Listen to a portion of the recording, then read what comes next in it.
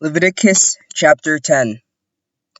And Nadab and Abihu, the sons of Aaron, each took his censer, and put fire in them, and laid incense on it. And they presented strange fire before Jehovah, which he had not commanded them. And fire came out from before Jehovah, and consumed them, and they died before Jehovah.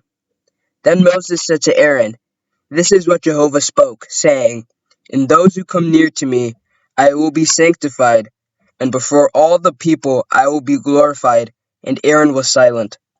And Moses called Mishael and Elazaphan, the sons of Israel, the uncle of Aaron, and said to them, Come near, carry your brothers from before the sanctuary to the outside of the camp. So they came near and carried them in their tunics to the outside of the camp, just as Moses had said. Then Moses said to Aaron and to his sons Eleazar and Ithamar, Do not dishevel the hair of your heads, and do not tear your garments, that you may not die, and that he may not be angry with all the assembly.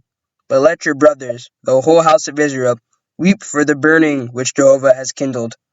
And you shall not go out from the entrance of the tent of meeting, lest you die, for the anointing oil of Jehovah is upon you. And they did according to the word of Moses. Then Jehovah spoke to Aaron, saying, Drink no wine or strong drink, neither you nor your sons with you, when you come into the tent of meeting, that you may not die. It shall be a perpetual statute throughout your generations, both to make distinction but between the holy and the common, and between the unclean and the clean, and to teach the children of Israel all the statutes which Jehovah has spoken to them through Moses. Then Moses spoke to Aaron and to Eleazar and to Ithamar his sons who were left, Take the meal offering which remains of Jehovah's offerings by fire, and eat it unleavened beside the altar, for it is most holy. And you shall eat it in a holy place, because it is your due, and your son's due of Jehovah's offerings by fire, for so I have been commanded.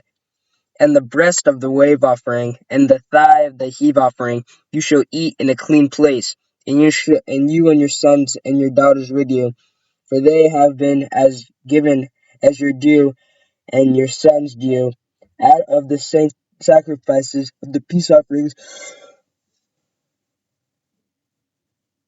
of the children of Israel. The thigh of the heave offering and the breast of the weave offering they shall bring with the offerings by fire of the fat portions to wave as a wave offering before Jehovah, and it shall become a perpetual statute for you and your sons with you, just as Jehovah has commanded. Then Moses diligently inquired about the goat of the sin offering, but it had already been burned. So he was angry with Eleazar and with Ithamar, the sons of Aaron who were left, saying, Why have you not eaten the sin offering in the place of the sanctuary? For it is the most holy. And he gave it to you to bear the iniquity of the assembly, to make expiation for them before Jehovah. Now its blood was not brought inside into the sanctuary. You should certainly have eaten it in the sanctuary, just as I had commanded.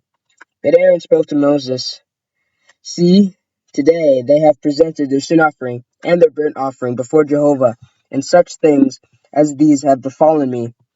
And if I had eaten the sin offering today, would it have been in good sight of Jehovah?